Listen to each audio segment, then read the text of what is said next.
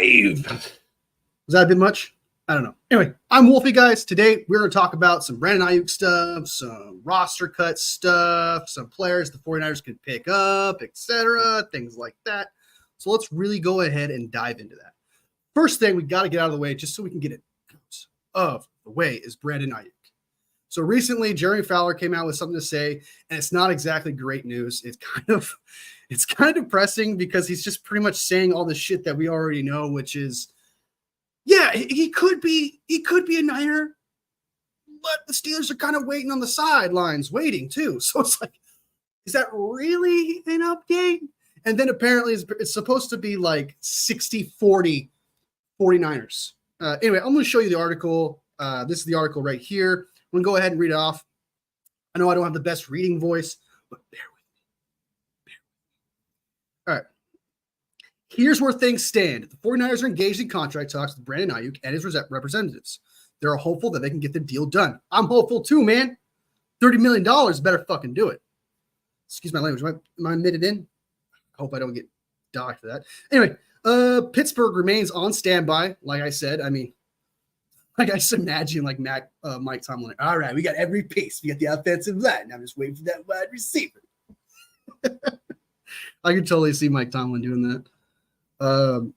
I hope to God we don't send him to the Steelers, because Steelers are one of my least favorite teams. And if we completely screw over the Steelers by keeping Brandon Aiyuk, I would love that. If it's the extra $1 million to make that happen, let's do it. Fuck the Steelers. I gotta stop cursing. It's like dang near impossible. Anyway, they would like to trade for Brandon Aiyuk. They have parameters in place, but trade talks, I'm told, are over the last week have been pretty quiet. That is the opposite. Well, no, trade talks. Never mind, not contract talks. So, yeah, I guess it's been dead for the past week or so, but then again, that's because the 49ers apparently upped their offer and things have changed. So that's probably why that's the situation. The people I've talked to who thought maybe this was a coin flip a week ago believe that San Francisco probably has a slight edge, maybe 60-40. Something like that. I don't like that. That doesn't really tell me. I mean, if you're telling me the 10% difference just on the top of your head based on when you're talking to people, it might as well be 50-50. It might as well just be, I don't know. So pretty much what he's telling me is he could still go to the Steelers just as much as he could still go to the stay with the 49ers. I guess the one thing we're so tired of hearing that we could be grateful for is the fact that the answer has been brought down to 2. Because I remember before it was like 5 teams, 6 teams, just constant rumors left and right of a new thing happening here and there. Now it's for sure. I mean, for the past week or two, it's been for sure the Steelers and the 49ers. So at least we have that. I don't know. Anyway, continuing Jeremy Fowler's answer. Executives I've talked to around the league do expect the 49ers to end up signing to an extension that might be in that $30 million per range. Slightly less. What's slightly less? Is that like $29 million? Is that $29.5 million? You know? And we all know, and I'm pretty sure we all know this, and this is something that I've learned from David Lombardi, so this is actually something you do learn, is that the guarantees are what matter most. You know? I think that it's what impacts the cap. So that's what really matters most. The number is just vanity. And I don't think, even though Brandon Aiyuk has been a little, dramatic as of late, as some people would say, I don't think he's the type to be like, I need a vanity number. I think he actually just wants a real number that's like, hey, if it's this much guaranteed money, I'll be happy. I think that's what he wants. I think he just wants guaranteed money that's up there with the rest of the wide receivers, not necessarily the vanity number. That's just my opinion, though. I could be completely wrong, just like everyone else who makes assumptions about someone's personality and who they are. We never met them. You don't know what the truth they spoke about the situation. So, but just based on what I'm seeing here, I don't think he's that type of guy. Because I think that if he was offered $30 million per year, I think he would sign it right away if he was a vanity guy. If he was. I'm told he's got some needs that need to be met in the contract that has not yet. They're trying to hash that out. If he wants to get back to the practice field, they got to sort of meet him somewhere in the middle. What is it? Is it a perk? Is it a perk? Like, is it like parking? I want a parking spot closer to the facility than Kyle Shanahan. Is it something like that? Is it I want full access to the facility 20. I don't know, something weird like that. That's the only thing I can think of is if it's not the number situation, and I don't think it is at this point, based on what he's saying. I'm told he needs that need to be met. So there's a very specific need. But then he says that it needs to be somewhere in the middle. So it's something that you can obviously compromise on. So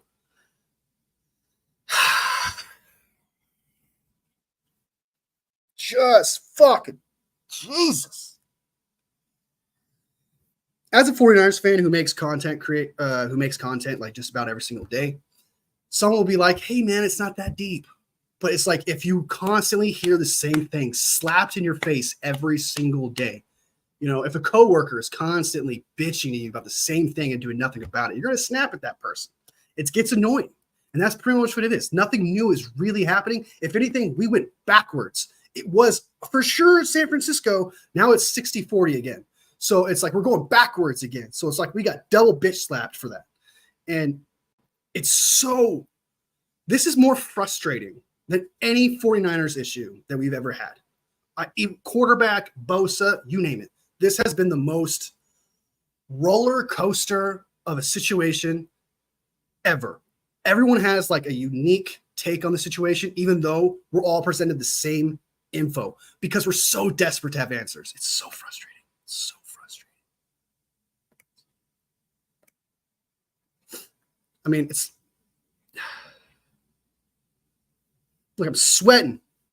I'm sweating just thinking about it. God.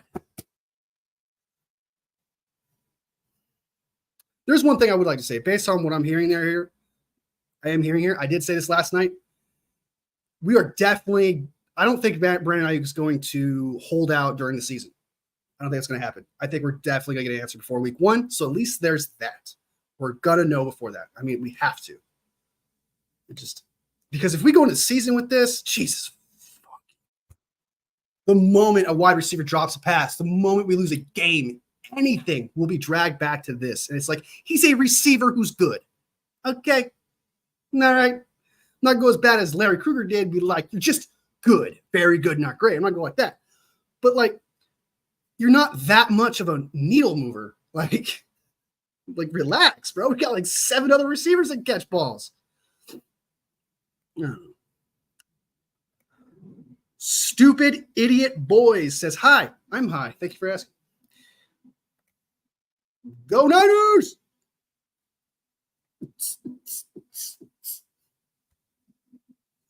I'll tone it down, I promise. All I've had today is coffee and this fruit smoothie.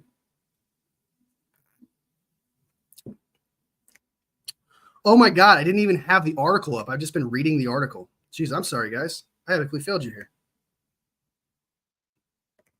Well, actually, I don't need to bring that article up anymore because I'm done with that conversation. My bads. Forgot the article. Anywho, next up, we got the best rookies so far based on these are the best rookies so far based on what I've heard from all content creators such as Grant Cohn, Larry Kruger, and Dave Lombardi. Sometimes Brad and a couple others as well. I watched them too. And basically, so let's go ahead and take a look at the roster right now, and I will tell you my favorite rookie so far and the one I'm most disappointed in so far. Let me bring up. I worked very hard on this. It doesn't look very clean, but please be nice when you see this, okay? Don't be mean. I know, it's everywhere. It's not the best, but as long as you can read it, that's all that matters. Make that G2 thing go away. And here we go. Boom. That's the roster right there. That's the roster right there. Okay. So our quarterbacks obviously are Brock Purdy, Brandon Allen, and Joshua Dobbs, and Tanner Mordecai. The oranges you see here are players that I'm iffy on. I don't know exactly if they're going to make the team or if they're going to get traded or cut. Something may happen to them if you see orange. Yellow means they're hurt. Doesn't mean they're making the team or not. It just means they're hurt and they're not on the squad right now. Green obviously means they're a lock. I'm 100% sure they're going to make this team if it's a green. I am super confident just based on their play, their history, if the 49ers love them or not based on that history. So anyway, Let me. I'm not trying to get sidetracked here. Not think about the roster. Just think about the rookies right now. But Schrader, I like Schrader a lot, but he hasn't really been shown. He didn't show anything in that preseason game. But according to Forrester, he wasn't a very. The offensive line as a whole wasn't very good. So might want to cut some slack on Schrader. But I did see Schrader further down the line on the roster on the depth than P. Taylor. So that's why I have him as orange, because it's possible. I don't know how I feel about it. I don't know. I know that Elijah Mitchell might get cut or traded. I mean, I would. We got so many running backs. I would. Pete Taylor might not actually get cut. I actually thought he would, but I've heard great things about him, so that's up in the air. Garendo is a 4th-round draft pick. He is without a doubt. He's without a doubt making this roster. Anyway, I'm getting sidetracked to the whole rookie best thing so far. I jumped to the last thing I didn't want to do, but I want to do, but the cut candidates. But anyway, the player that I'm super excited about the most is definitely between Malik Mustafa and Jacob Cowing. First, it was Malik Mustafa. I was really excited about Malik Mustafa coming out of the draft. I saw his highlights. I just watched his highlights, and they were impressive. He was amazing OTAs, mini camp. He's been a stud through training camp. He made plays in the preseason. The dude's a stud. He's a straight up stud. He has a crazy highlight on NFL during the preseason where he just lays out a running back. I mean, it was one of the hardest hits I've ever seen. Where I don't think I've ever seen a running back fly back. He flew back. So Malik Mustafa, I'm excited about the most here, and that's definitely between. And then there's Jacob Cowing, who had one bad day of practice. Not really bad day. He just came back from an injury, and Brock Purdy was trying to throw him the ball a few times and just wasn't working. He actually ended up getting picked off and stuff. But the next day, I even said it. I was like, he just got back from being hurt. Give him some time. He may need a couple practices to, really show who he is. Nah, he just needed the next day, because the next day he straight up dominated camp. And he's been brought up by Grant Cohn, Dave Lombardi, and Larry Krueger every single day pretty much since that practice. So Jacob Cowing, Malik Mustafa are without a doubt going to make this roster. I am super happy about Jacob Cowing, because with the whole Aiyuk situation going on and Aiyuk really being more of a deep threat compared to any other wide receiver, if Jacob Cowing could be that deep threat guy and we end up losing Aiyuk, I'd be a lot happier. So that's something I'm excited about. Malik Mustafa, if Malik Mustafa was not good, didn't even look good, our safety depth would be in question right now. Usually you have 4 safeties, okay? And if Malik Mustafa wasn't the guy, it's a good thing that we have a couple of other safeties on the line that we picked up, such as Walker III. He's a good starter. I like him. Mahoney, the rookie, the undrafted free agent, looks like a stud as well. But Malik Mustafa just looks unique. He just looks like, I don't know. He pops off on the field. And sometimes some players pop out on the field, such as D. Winters for me did that. But Malik Mustafa, I noticed him often. He's a great player. Well, I don't want to say great player, but he's got great potential. I don't want to say great player, because then he could be shit. So. Papa J, what up, dude? Malik the Lot Mustafa. I like that. It's because it's like a play on Ronnie Lott. See what you did there. Okay. So those are my 2 favorite rookies so far that I'm super happy about. I guess Pooney, a lot of the rookies I'm very excited about. Pooney could be up there, but it's guard, and it's not something to be excited about. But then again, our offensive line is bad. I don't know. I do want to say this rookie class, based on training camp and OTAs and mini camp and what people are saying about them, this may be the best rookie class Kyle Shanahan has had. It's possible. I know that's crazy, because we had ones with Kittle. I think not the Kittle one, but there was a couple. The Fred Warner one, I believe, was a big one. But this one has potential to be the biggest. Cowing is looking like a starter. Mustafa. If you get 3 starters in a draft, I'm not going to complain. I think it's a big deal. So, all right. Woo woo! All right. Then my least favorite, and I feel like this is going to be everybody's least favorite just because of expectations, not necessarily because he's not performing. If you want to make it a player about not performing, like he's not doing very well performing wise, rookie wise. That is is it Isaac? Isaiah? I'm spacing. It's been a while since I've said his name. I know it's Garendo. He hasn't been too well. I know he's been hurt, but he didn't look apparently great in OTAs and minicamp either. So he hasn't really been too much of a stud. But then again, every time Kyle Shanahan drafts a third or fourth round draft pick running back, no matter how good they may look in highlights, no matter how potential they may have, they always suck. They always suck. Every single time.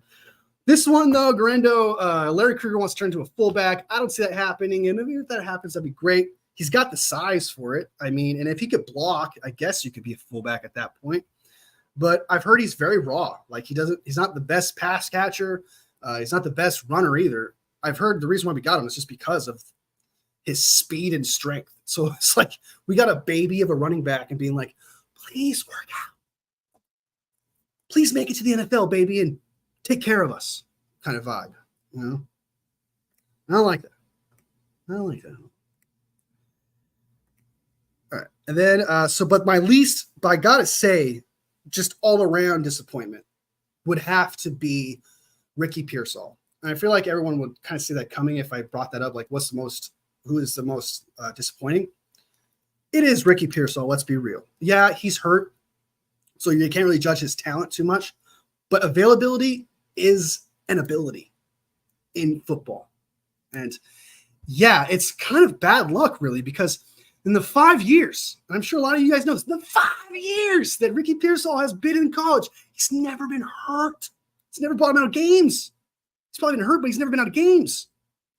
Now all of a sudden he's injured left and right. He fucked up his shoulder, his hamstring, you name it, dude.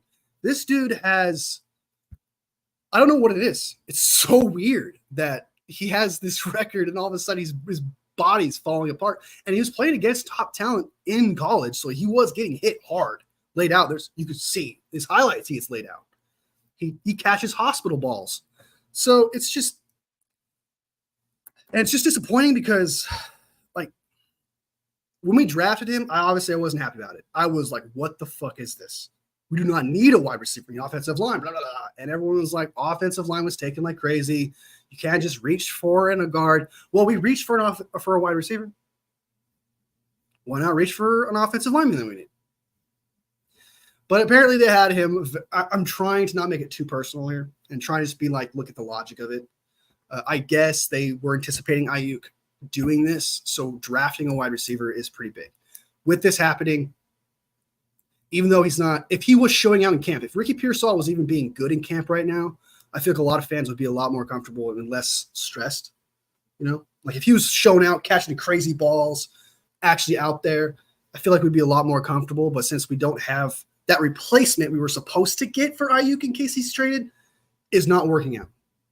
So, and if Jacob Cowan, great. Like, it's awesome. If Jacob Cowan can take over the deep route role of Aiyuk and be that guy, that's great.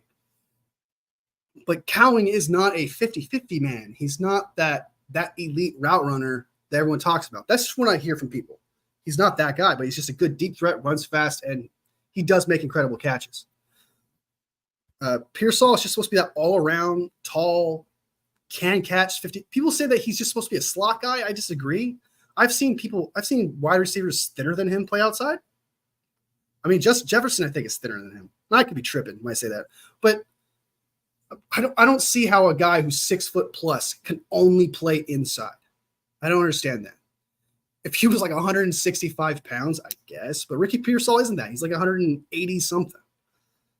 I don't know. I think he could be a full-time. That's what we need. We need a full-time wide receiver that can play inside and outside. Cowing is an inside guy. So that's my most disappointing one is Ricky Pearsall. Hopefully we can figure that out.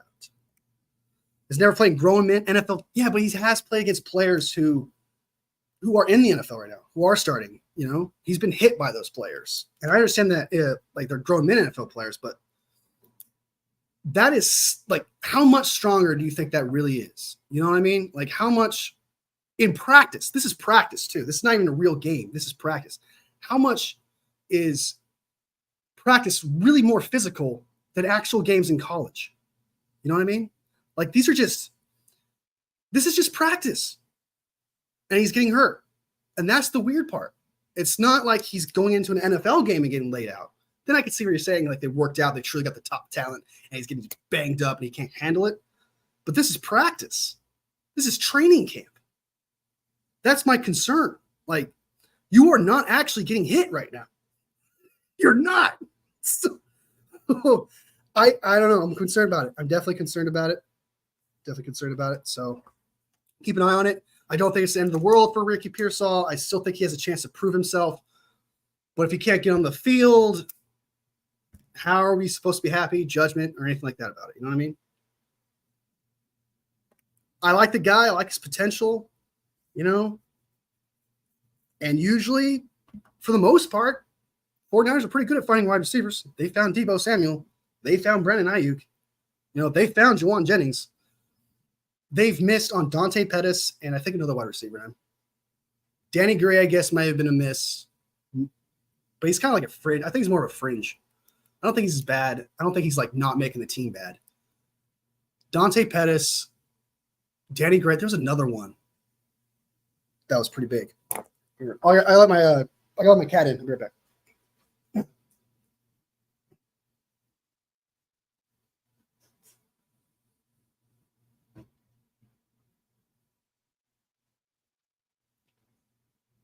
Sorry about that, guys. She literally scrapes at the sliding glass door, and it's just annoying, distracting. So definitely a big concern. Yep.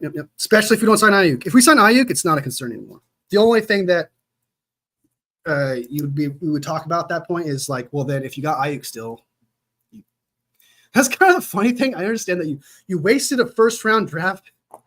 David, bang bang, not a gang. Bang bang, not a gang. Pearsall would be great for us. I mean, possibly if we end up signing Aiyuk, that we just use the first round draft pick on insurance that we didn't even need in the end. You know what I mean? So, because Pearsall is supposed to be Aiyuk, and then with Cowling being how good he is right now and showing,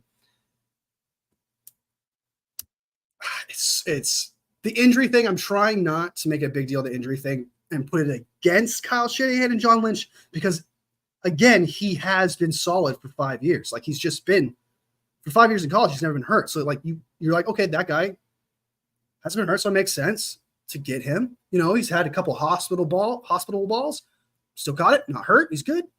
So I'm not going to hold the injury thing a little too much. But he has to be good. He's got to be good. He's got to be at least good. You know, I'm not going to ask him to be Aiyuk because no one ever actually put him as an Aiyuk kind of type wide receiver. But he's got to be good. It's got to be good. Personally, I think we should trade. If Pearsall turns out to be good, I think we should trade Deebo next year and then just keep Pearsall and Aiyuk if Pearsall turns out to be good, of course. So,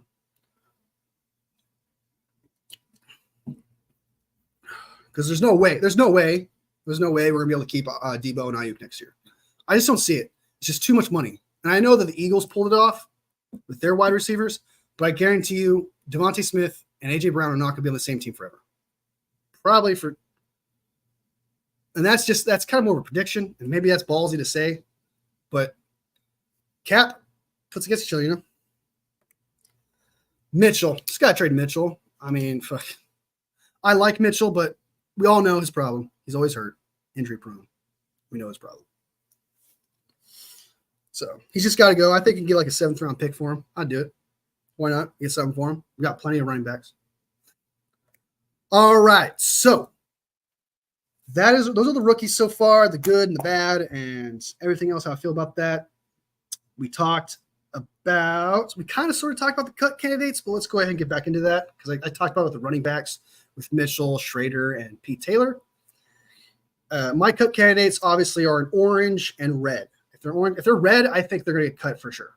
I think they're going to the practice squad for sure, getting traded for sure. They're not making this team, in my opinion, based on what I've heard. If they're orange, they've performed in training camp. There's potential that they might make the team, even though I don't think they are. I'm still a little uncertain. That's why it's orange. And that's why the quarterback situation right now is all orange, because I don't know who's the second quarterback. I don't know who's the third quarterback. I don't know if they're going to keep 3 quarterbacks in the team. So I just know that they're going to keep Brock Purdy. That's all I know. So I made them all orange and was like, green, Brock Purdy.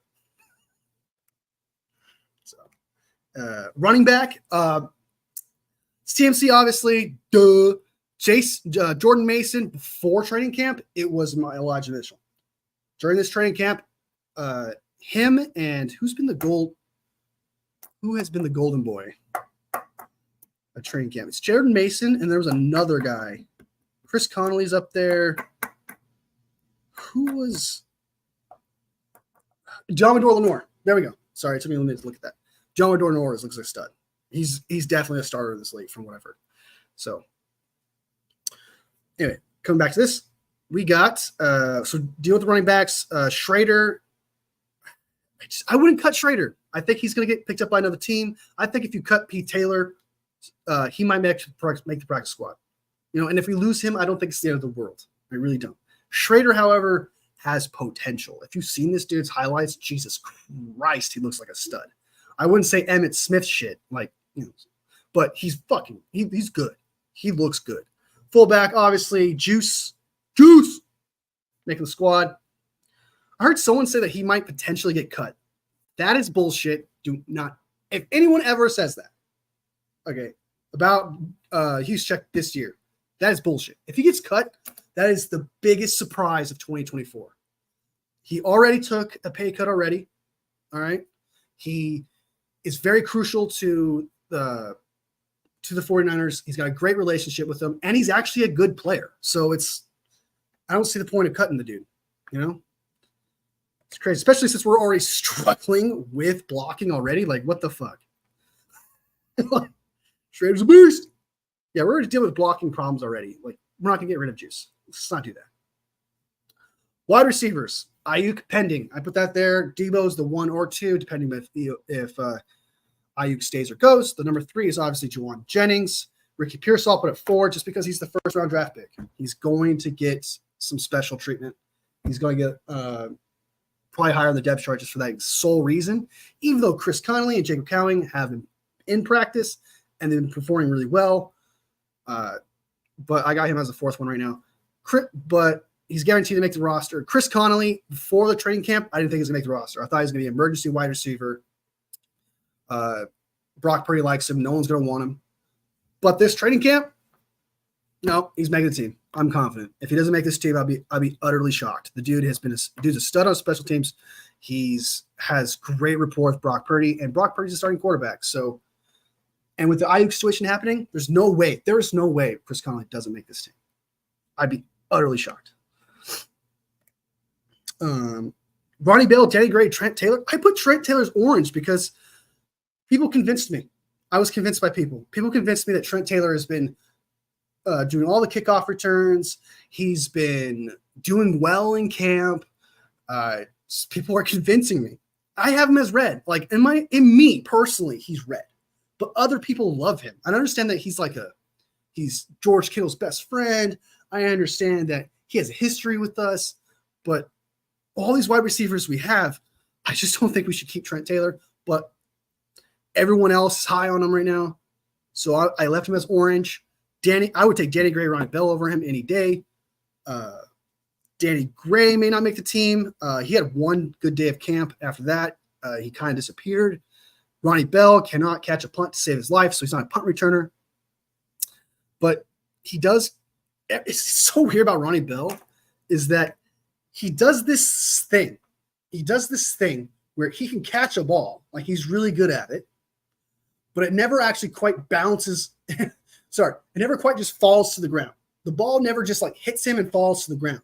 Whenever he, like, drops it or hits the tip of his fingers – it bounces in the air.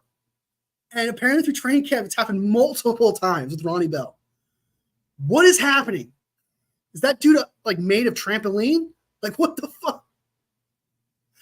Jesus. I'm shit you not. Like, they're always bouncing in the air for interceptions. So it's not exactly a luck trait you really want to have on you. So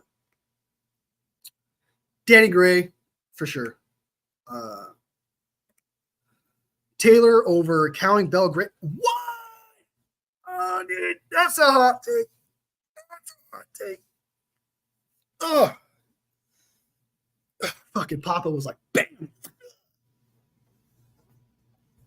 With that take, man. That's a take, brother. That's a take, brother. I respect it. I respect it. It's quite possible. I mean, if he fucking performs and he makes the team. Tight end. Now let's move on to tight end. We dealt with the wide receiver situation.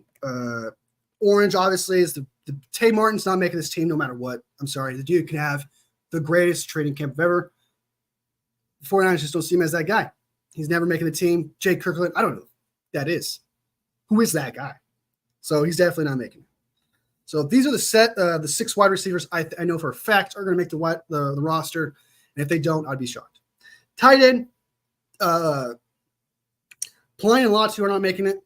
I mean, I'd be shocked. Latu might go on the injury reserve again and miss the entire year again with an injury. That someone made a joke like that.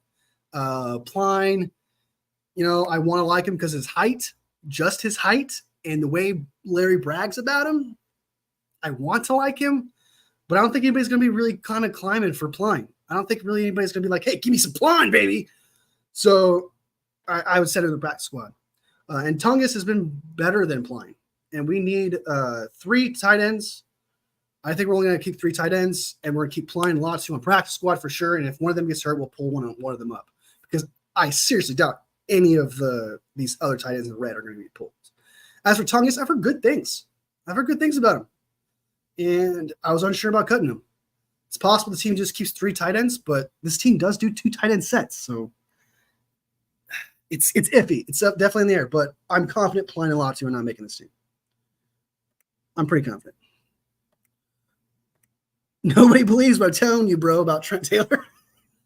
Hey, believe it, man. And if it happens, dude, you get the biggest bragging rights in the world, man. You're going to get all the ridicule, but you'll get some insane bragging rights. But if you're wrong, though, man, you got to take it. You got to take it if you're wrong. You got to take it if you're wrong. But if you're right, though, biggest W on the planet. I swear to God. So those are my 3 starting tight ends. I got Kittle, Salbert, and Willis, who's a rookie from not this prior draft, the year before that one. I'm big on him. I think, from what I've seen of him play, I mean, catching balls, running routes wise, he looks pretty damn good, actually. Like, this is high praise, very Darren Waller-esque, But he can't block. And that's kind of a problem. If he can learn to block, and he doesn't even look thick enough to even block anybody. Like, how much does he weigh? I need to see how much he weighs because he looks thin. But then again, that was never a problem for Darren Waller. So, those are my 3 tight ends. I know for a fact. The 49ers do usually keep 3 tight ends on the roster. So, those are probably it. Offensive line. Holy shit. This is the hardest one. This is honestly the hardest one. I've gone through the offensive line like 10 times because I don't know who really stands out. Like, who is the real, like, there's some rookies in here I like. There are some guys in here I've never heard of who were starters on other teams, like Lewis Kidd, Parker, Hubbard, all starters before. I heard Parker wasn't very good. I haven't heard anything about Hubbard. They don't talk enough about the offensive line ever in any of these assessments. And that's what we need to know more about. I need to know more about one-on-ones with Kingston, Nugent, Barch, Parker, Hubbard. I want to know those things because knowing that Jalen Moore is going to be our swing tackle freaks me out, man. So I know for a fact that Jalen Moore is making this team simply because the 49ers love that dude. And I do not know why. I understand they drafted him, but he's not good. He's not good. I've seen this dude get played around, pushed all over the place. I'm so tired of Jalen Moore, dude. I want to see Hubbard. I want to see Parker instead. I'd rather see Barch play right tackle than more, but you can count on this dude making the team because I'm not the general manager, and John Lynch loves this dude. He really wants more on his team. Get it? He wants more on his team. That's good. On these last, yeah. Got a couple comments here from Papa G. I'll take it like a man. Sabu. I heard Nugent is a bust. I've heard mixed. I've heard there was some good potential there. I've heard he's not playing like as a starter, but I've heard good things about him for an undrafted free agent kind of player. I don't think I've ever heard anybody talk crap or say anything negative about the guy, though. So we'll see. But if he's a bust, that's not bad. He's an undrafted free agent. So it's not like it'd be the end of the world if he turns out to be a bust. So that's the offensive line. And as you can tell, I literally only have, I don't know why I'm counting, 6 offensive linemen I know for a fact are making this team. And I feel like that's bad. I feel like it's bad. Well, Feliciano, actually, no, I take that back. I lied. The reason why this is hard, now I remember why. Feliciano and Burford are hurt. And you know for a fact Feliciano is making this team. And I think he's coming back week 1. That's why there's a W1 there. It's because week 1, that's when he's come back. Burford broke his hand. I think it was like 3 weeks before. So it was like a week ago, 2 weeks ago. So it was like a 6-week injury. So week 4 plus, he should be back. And I think he makes the team too. So between those two, with those two out, I really don't know who they would keep over them. It's possible they would keep Kingston. But Hubbard, Parker, it's tough. Like the more I keep looking at it, I cannot tell you. I know Pooty's making it. I know Feliciano's making it. I know Burford's making it. The rest of the green is making it. But do they keep 10? Do they keep 9? I don't know. It's a tough one. D-end. Now let's move on to the D-end. Nick Bosa, obviously. Leonard Floyd's making the team, obviously. He's apparently doing very well in camp. Gross Matos can play inside and outside. That's great. I've heard about that. And then it just completely falls apart after that. Beal Jr., good guy. I mean, he stays out of trouble, from what I've, haven't heard anything bad about him in that sense. But as a player, I've heard he can get moved around. All right. He gets beat by McKivitz. He gets beat by right tackle Alacron. So it's not exactly a, what's the word I'm looking for? It's not exactly something that's praising. That's not exactly a good thing, I should say. There's a phrase for it I was trying to think of it. I can't think of it. Gavin, Larry said he actually didn't look that bad. Then again, he just joined the team, so I have it as orange. As you can see, this team is desperate for D-end with Drake Jackson out for the season.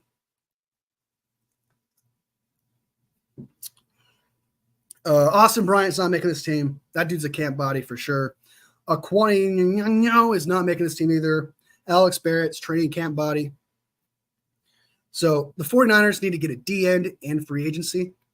Not free agency, but free agency, waiver wire, and trade targets. That's a tough one. But the offensive line, yeah. Talking about the offensive line, yeah, definitely. And same thing about D-end too. It's kind of tough. D-tackle, I'm not too concerned about D-tackle. A lot of people are bringing it up like, hey, we need that 5th D-tackle, like Evan Anderson, T.Y. McGill, Kalia Davis. Jesus, brother. Kalia Davis, why, my man? Why do you have to have weak-ass knees, bro? Because apparently outside of because if Kalia Davis was healthy right now, I think he would get the most standout training camp award. Well, you know what? I take that back. He would be up there with like who did I bring up? That was Jordan Mason. Kalia Davis has been a stud this camp. We got him in 2022 as a draft pick. He was hurt last year. He's hurt this year again. Such a bummer, dude. Bro's a stud. He looked like a stud, I should say. Especially that preseason game. He was everywhere. I saw him in the backfield a couple times. But I'm not too concerned as D tackle everyone else is because we have 4 of them. And we usually run 4 on the line. So you just need 2 and then 2 backups for if someone gets tired or hurt. I'm not too concerned about that. D end, I'm way more concerned about D end. And also Gross Matos, if we ever do a 5 spread, Gross Matos can just play inside. So I'm not concerned at D tackle as everyone else is. I think the reason why people are concerned about D tackle is because our run stopping ability isn't very good. But that's not to say that we, don't have a full set of D tackles. You know what I mean? Like we have 4 of them. Kevin Givens is supposed to be good at block run stopping. So is Jordan Elliott. So I think we're good at D tackle. I think our biggest problem is D end and O line. Just depth. I should mean on O line. On D end. I need some water. My cotton mouth is kicking in. Those edibles are. Davis! No! Damn you all to hell!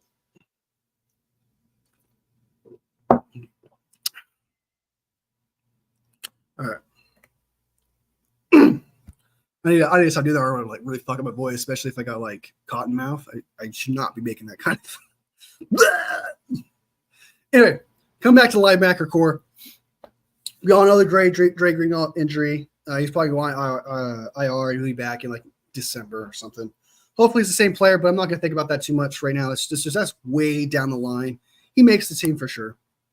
So, linebacker, we got Fred Warner. Devondre Campbell's making this team no matter what, people. Okay?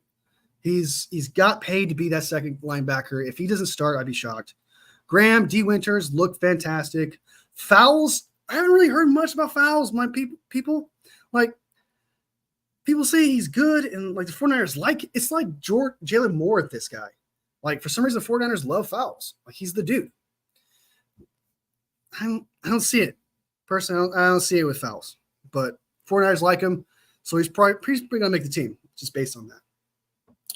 Curtis Robinson, I shit you not. I talk shit about Curtis Robinson. Like, I was like, that guy's definitely cut. He's not making the team. The next day, bro, balls out. So, in practice. So, he's an orange right now. Ezekiel Turner, I liked him coming out. I like that pickup a lot. PFF had a high grade on him. And that was really kind of the reason why I loved him, just because what PFF had to say, which is not a very good source of inspiration, but I really sold into it. And from what I've heard, he's not very good. So count that as a loss for me. And then you got Bethune. Bethune, Jesus Christ, these people cannot stop talking about this dude. I shit you not. He's been in every single report. Every single report. Bethune has always been brought up every single day. He's great in coverage, apparently. He's great on run. He's great against the run. He's great on zone, man. You name it. The dude's good at it, apparently. And his only problem is that he's 5'11". And I think in the league where you're covering, where you have nickelback corners about 5'11", 5'10", 5'9", and you're asking your linebacker to cover sometimes receivers and tight ends. I don't see the biggest issue with his height. And he wasn't very fast. So, or was he very fast? I think.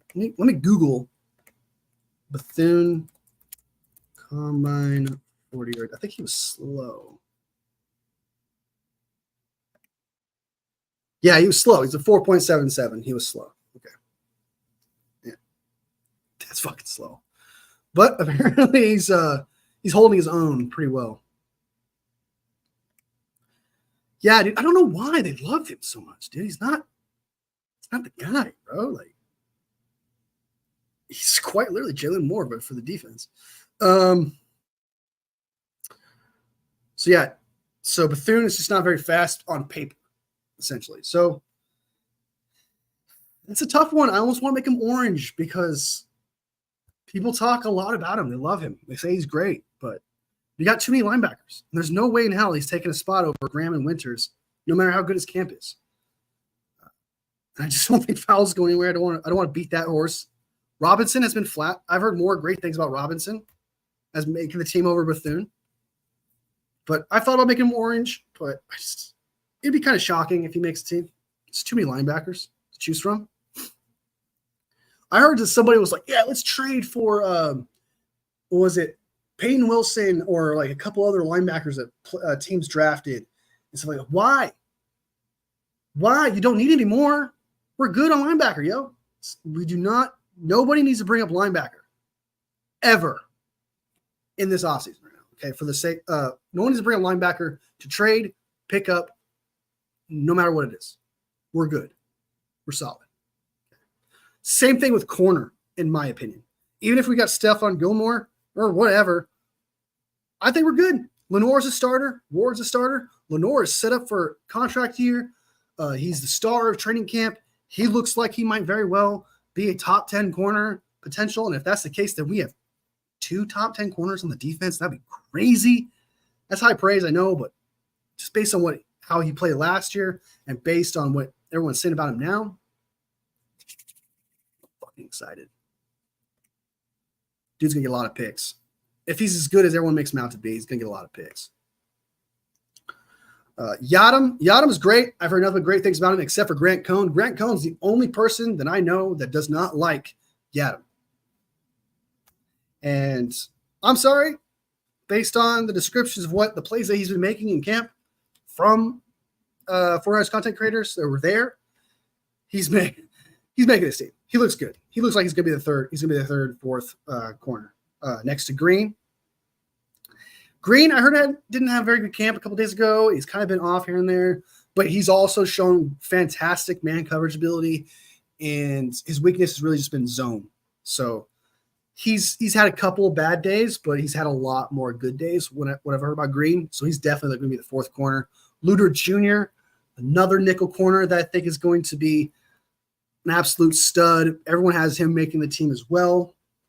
So, and he might very well be a starting corner too. That's the crazy. This is the best quarterback room the 49ers ever had under Kyle Shanahan. No doubt about it. Maybe even Jim Harbaugh with Carlos Rogers and all that. So I just think this corner, this secondary, everyone looks at the 49ers as, because we draft D-line in the first round, everyone looks at the 49ers as some sort of team on the inside out. Nah, look at everything. Look, I've brought this up before, but I just want to bring it again. This team is built outside in, which is weird. So we got running backs, wide receivers, tight ends. We got safeties, corners, linebackers. We're fine. And that's great. That's a great problem to have. Rocky Sin looked great against the Titans, but then against the Titans, it's preseason. There's no game plan. So it's pretty much just man coverage, and he looks good. So Womack, I heard he took a huge downgrade. Hasn't been good. Womack has not been good since that 2-interception preseason game 2 years ago.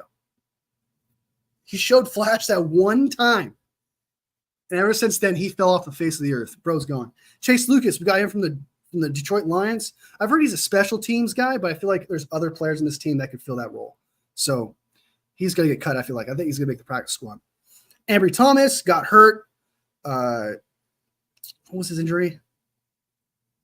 Broken forearm. That's what it was. He had a broken forearm. I don't think he was already on the fringe of making this team already. I think he either goes to the IR and he's gone for the rest of the season, or he's not on the team because someone's got to pick him up. He's Deontay Johnson, right? He deserves to be on a team, but at the same time, to never be a starter. So let's go down to the safeties. Safeties. All right. Last of safeties, we got Jair Brown. Oh, casual. Jair Brown. Talanoa Hufanga. All right. He's supposed to come back soon. I believe he was supposed to come back 2 days ago. But, yeah, he's supposed to come back soon. Mustafa, talked about him earlier. Dope. Definitely make the team. Odom, he's solid on special teams. That's your definite gunner there. He's gonna make the team, so he'll be our fourth corner, our fourth safety. I really like Trey Walker, like a lot. I almost want to keep Trey Walker over George Odom, just because from what I've seen, I watched his highlights. Looked at his 40-yard combine. I understand he's not the fastest guy in the world. I understand that. But if you look at his stats, he's pretty solid. He's a starter. T. Walker III, he's a starter in my opinion. And the reason why he's orange is because again, you got to come back to the 49ers and how they feel about players, such as Jalen Moore, such as what was the other player that they were obsessed with keeping? Fowles. They're going to keep Odom. Odom's their guy. They're not cutting Odom, even if Mahoney and T. Walker outperformed him. Special teams, no, doesn't matter what it is. He's on the team. T. Hawkins, I had him like before training camp and all that. I had him making the team. I had him being the fourth safety because I didn't know about Mustafa and I didn't know about Hufanga if he's going to come back or not. So, and then I had him as the fifth safety when I found out that Hufanga's coming back. and then Mahoney looks solid, and it's just, yeah, I feel bad for Hawkins because I don't know if he's a starter or a second, but he's definitely a third or a fourth safety, I feel like. So, and then you got your kicker. Obviously, we did not get the Bates guy. The Detroit Lions got him. The guy who kicked that 64-yard field goal. Just saying. Jake Moody, he's missed 2 kicks in camps from what I saw, from what I heard about like 3 weeks ago. But ever since then, I haven't heard anything bad about him. Taylor Peppers, our long snapper, obviously, and Mitch Wisnowski, who's hurt. Apparently, he's hurt his leg a little bit. So Wisnowski's out, and we picked up another punter. But it doesn't seem to be too serious with Wisnowski, so I didn't put him as a yellow just because he's going to be back. So. And you know there's some players on here. There's some players on the 49ers team that are not on here. That's just because they're not making the team. There's no argument. There's no reason to talk about them. They're literally camp bodies. No one brings them up. It doesn't matter. So, and I didn't want to just put them on here. So, these are all your players that are definitely not making it. You kind of can talk about. So, but I tell you what, man, that corner safety position, I'm so excited about that. Linebacker corner safety. Oh my God, people have been talking. I haven't even seen your guys' comments. My bad, y'all. Let me go back up here. Yo, Millie Milwaukee, welcome back, man. Change your name again. Welcome back. Rocky Sud. Rocky Sud. I feel like rock your sin. Like, I'm going to rock your bad thing. That sounded such like an 80s thing I just said. I'm never going to say that again. Sorry, I'm late. That's what she said. We have an awesome secondary. Yes, we do. Yes, we do. Yes, we do. Better late than never, for sure. The top 4 for safety is all we need. Best in the NFL this year. Papa, you're on fire, man, with your takes. Except for that Trey Taylor one. Really, it's really got me jumping back a little bit, brother. I mean that with love. Strawberry Reacts. What up, brother? What on the stream, dude? Good to see you, man. They just paid Odom this offseason. He got an extension. Doubt that come. I did not know that. Thank you, Strawberry. Appreciate that, man. Then he's definitely making the team. If he's got 187 per dog, I want to see that play so bad. I want to see that play unfold so bad. I don't think we're ever going to see it, if you ask me. But we might see it next year. But I feel like if it didn't work in practice and it didn't look that great, or was there another play, that trick play that looked great, that was sick, that they won? There was another one. That's right. David Lombardi said there was like a really great one that we may see later on. I take that back.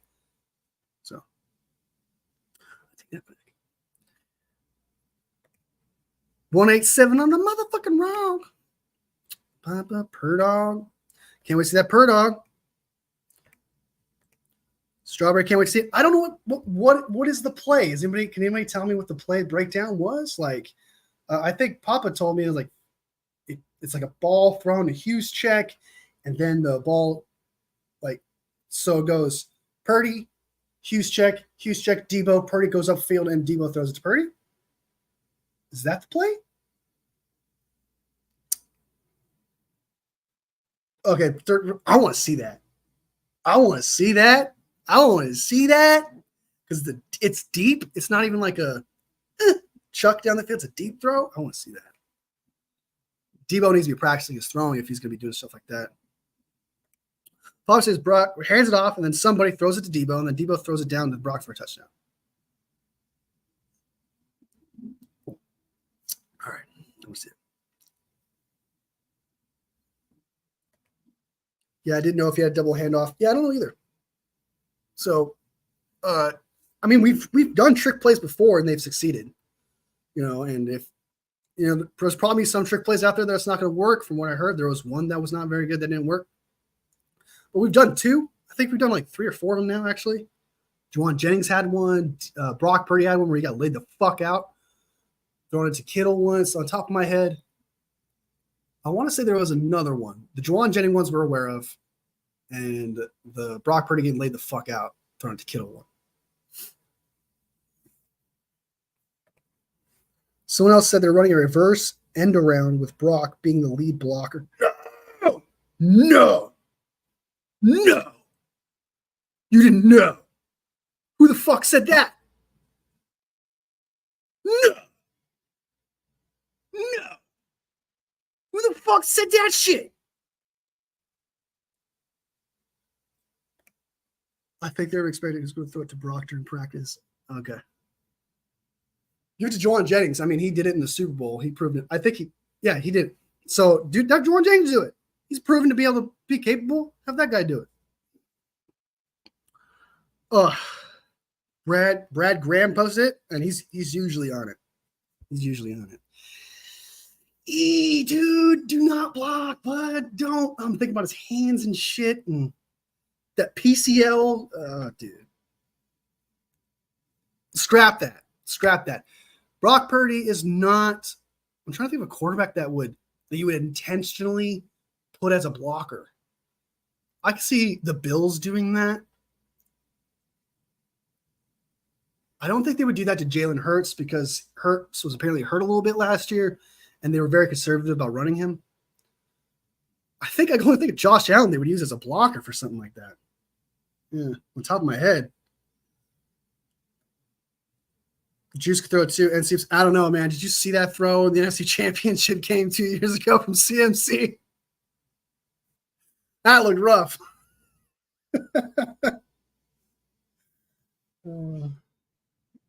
See the Super Bowl, but instead it's going to be Brock receiving it. That would be cool. Then some hater's going to bring it down and say some stupid play like, who's going to pay attention to the guy who's not supposed to catch the ball? It's not that great. Someone's going to shit on it. Strawberry Axe says, Josh Allen, dude's built like a bulldozer. He is, dude. I'm surprised he doesn't get hurt more. Let's be real. Like, he's unique in that way. He's got some serious bone density. That dude drank his milk growing up, for sure. Bone density like a motherfucker, because I've seen that dude get hit hard. Like, you'll see a linebacker just fly at Josh Allen and then just, like, hit him. You'll go. That's what it's like when you try to tackle Josh Allen. It's weird. That's why they call it per dog play, no doubt. Oh yeah, on the top of my head, I just remembered he did that like that. He did that jump thingy, like a jump throw pass thing. CMC threw a TD pass to Aiyuk in 2022. Let's watch that play. Why not? We're here.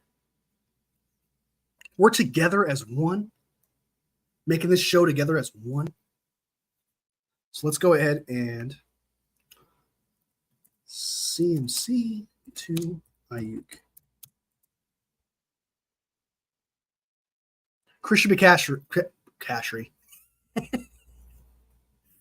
Christian McCaffrey. I guess Christian McCaffrey would be the way to put it right now since he got extended. Christian McCaffrey passing TD to Brandon Aiyuk.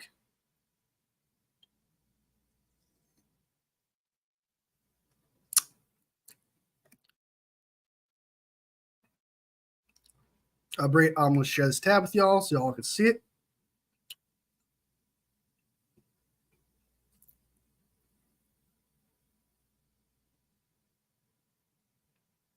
You guys can see that. Is it loading? We'll give it a chance to load a little bit. Okay. All right. Goes to Jimmy. McCaffrey steps up. He's got it for the touchdown. Right. McCaffrey, like the touchdown pass like to Aiyuk from 34. What a dandy. Christian McCaffrey can do it all. The backwards pass to him, the forward pass downfield. Brandon Aiyuk. It wasn't much of a. He's not a quarterback, so I shouldn't judge him like in the quarterback way because it was a floater. But it was an accurate floater. It was an accurate floater, for sure. And then someone else said, so it seems he threw a longer TD pass than Jimmy G that year. That's fucking funny. For real, dude. Now, you want to talk about a check down guy. Shit. You want to talk about a check down guy. All right, I think we went through everything. I think we settled everything. Oh, there was one thing I wanted to go through. There's one more thing I want to go through. Let's go through this real quick. I did a lot of research on it. That's why I did like 30 minutes of research on it, actually. So let me peel back the glaze of myself there. I did like 30 minutes of research on this, so I really want to get this out. Okay. All right. Let me remove this thing I'm sharing. Hold on.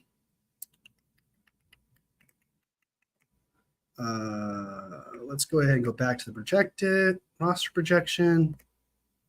Okay. Possible trades and signings from via waiver wire. These are players that some think that are going to get cut that I think we could possibly take a flag on. And these are players that from multiple articles says, hey, look out for this guy. Our team should pick him up. I think I read a Browns article where he was like, hey, this player could get cut, so let's pick him up. And I did that for like other teams as well to kind of get a gist of what's possible out there.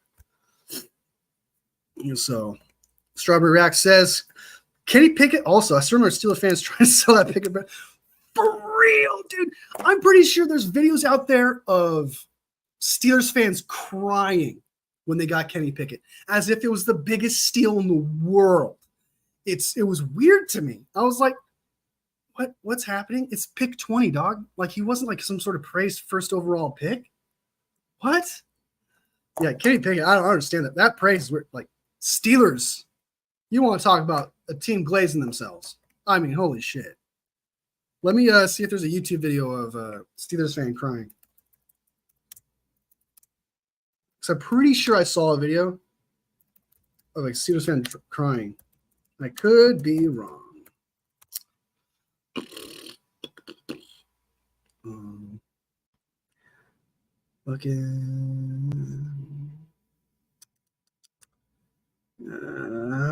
Steelers drafts them. No, that's some fans page.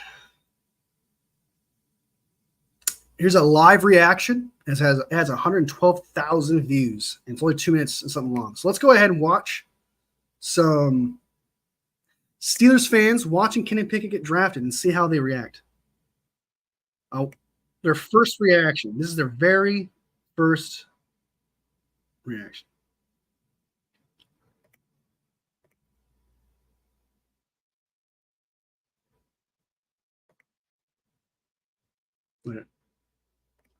Hope you guys can see that. After this offseason, Steelers fans are on my shit list. So obnoxious. Yeah. I agree with you 110%. 110%. Ever since the rumor started with Aiyuk, it's been insane.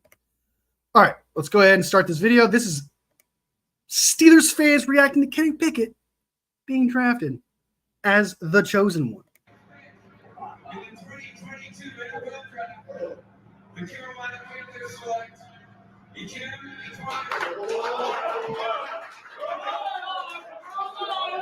What are you excited about, boy?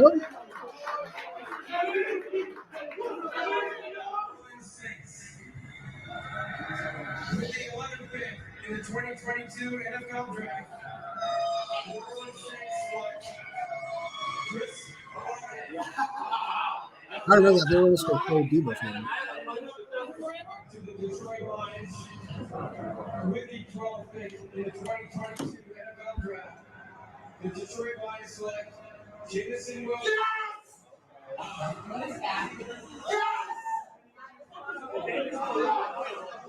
What? With the 18th pick in the 2022 NFL Draft, The Tennessee Titans select Traylon Burks. We gotta have money on this shit. In the 2022 NFL Traylon Burks is a bust. The New Orleans Saints select Trevor Penny. I haven't read about that guy in a while.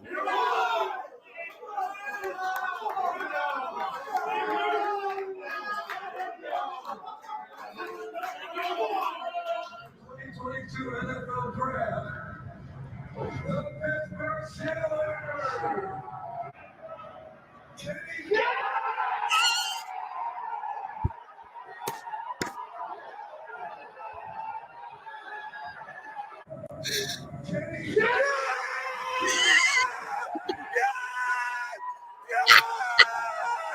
Let's go! Kenny Pickett! Let's go! Yeah! The good! He's coming home! He's coming home!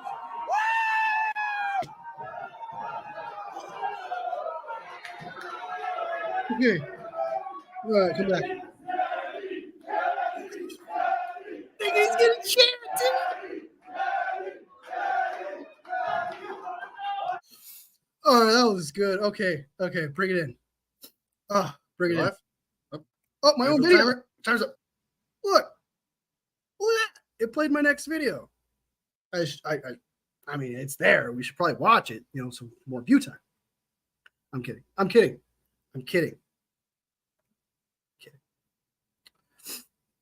Let me get out of here.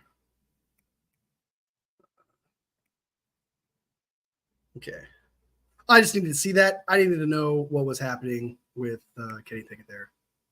So I want to know that Steelers fan because someone was crying their ass off when it happened.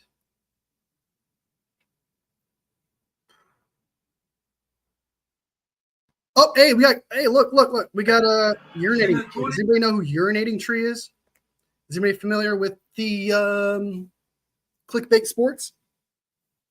Let's see his reaction to Kenny Pickett being drafted. 2022 NFL Draft. The Pittsburgh Steelers select Kenny Pickett. Yeah!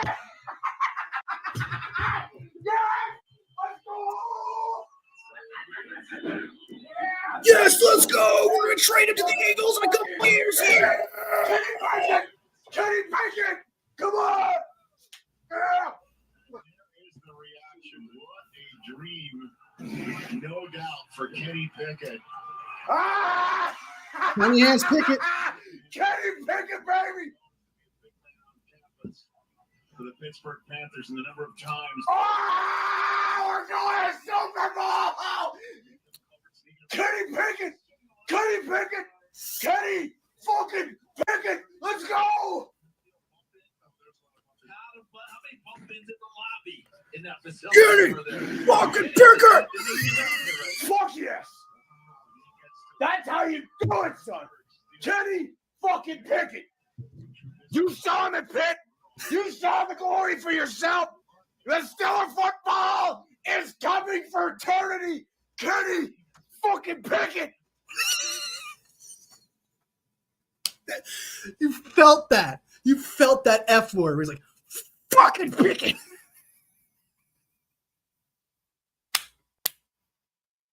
That needs to be a ringtone.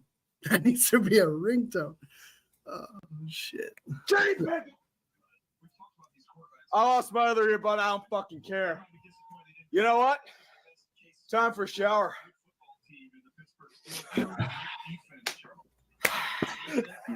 This is what you came for. This is what all 3,000 of you came for. Kenny Pickett. I've got carbonation in my ear, motherfucker. I don't care. Kenny Pickett. Kenny Pickett. We're going to Super Bowl. Super Bowl. Here we go, Steelers. Here we go. Here we go, Steelers. It's like the second coming of Jesus, for real. The 20th pick, brother. The 20th pick. Starter Rex, laughing. Flash rolling his eyes, yeah.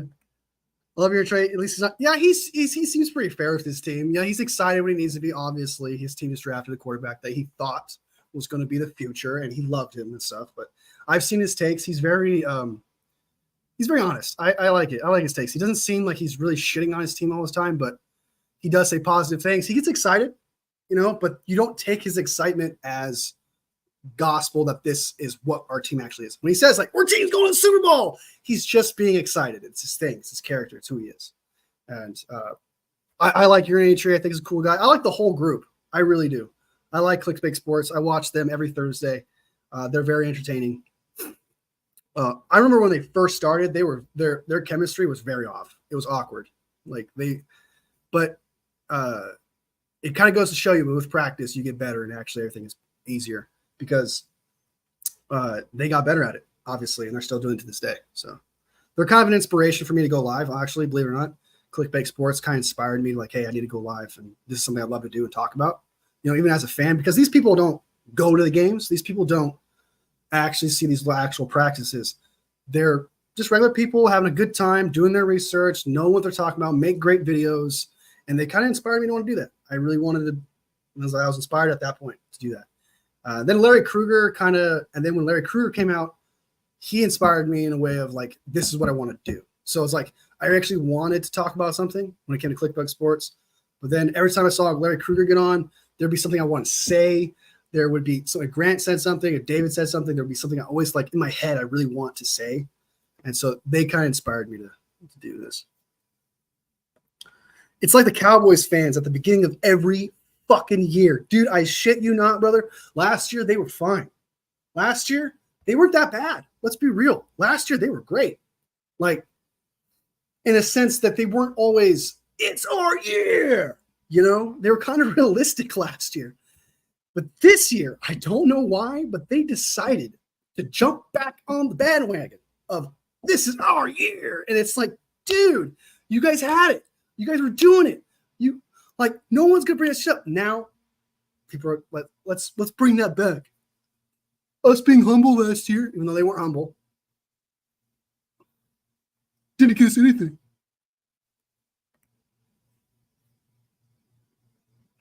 It's actually the first time in a long time I haven't seen Cowboys fans being. Yeah, there's some that are so harsh, like with their team right now. They should be, because their team is. It's, how do I put this? I like making fun of the Cowboys, but I kind of been off of them as of late because they're just so beaten down right now. Like they're just like it would just be easy pickings to just poke at them. They just don't have. They're not a threat. I don't take them as a threat, honestly. I want to make a video on this, and I'm telling you, Papa J, to everyone else who watches this, I don't think the Cowboys make the playoffs this year. I said it. I don't think they make the playoffs this year, and I'm confident. I've thought about it for a very long time. I sat on it. I didn't just think it and be like, Niner fan, I need to say this. I don't think they make it. Commanders got better. The Eagles got better. The Giants, whatever. But I just don't see it. That might be a ballsy take. They're all pissed off by Jerry Jones for signing. And he's saying stupid shit. And Jerry's saying dumb things. Like he's not responding to these questions very well. He's making, I feel like I really want to like give people benefit of doubt when they say certain things, especially with answers that are just thrown to them. You want to give people benefit of doubt, but these are terrible responses. You want to be like, okay, what's the hidden message behind what they actually, like, what do they really mean? Like when Jerry Jones says, we're not in urgency to pay CeeDee Lamb right now. Like, what do you really mean by that? But it just sounded so bad. You would love to see that video. I'm gonna, when I'm more, because I'm 90% in it. I'm saying it now because it's just what I feel in my chest.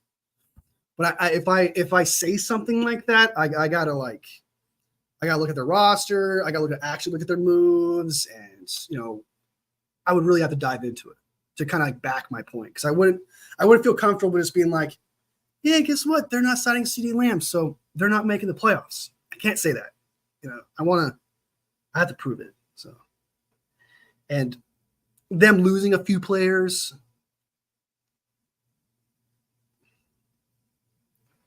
And it would depend upon if Michael Parsons is actually pretty good or not this year. because apparently he hasn't looked very good this training camp I've seen. So, anyway. All right. I think I'm going to end it here. Been on live for about an hour and 15 minutes. My longest live ever had. I had a blast, too. I'm not going to lie. Papa J, you were awesome. Strawberry Reactor, always a cool dude, man. Please come back more often. Always welcome. 187 always jumps in, and then he bounces. Don't mind it. Appreciate the support. And then Million Milwaukee, you're a cool dude, man. You watch all my vids, all my shorts. You're good. You're a great guy, man. You're a great guy. All right. Oh, I didn't even get to the players that I wanted the 49ers to pick up and trade and sign for. I'll make a video out of that. I'm just gonna make a video out of that. No, or I'll just save it for a live tomorrow. And just get to that because I'm an hour 15 minutes in and I'm starving. So, all right, guys. Thanks so much, Papa J. Thank you, Strawberry Rex. Thank you, 187. Thank you, Milwaukee. You guys were awesome. If you guys, to the people who watch this later, sub if you like the content, not if you don't like the content. Sub if you like the content. Like if you like the video. All love, fam, and I will see you the next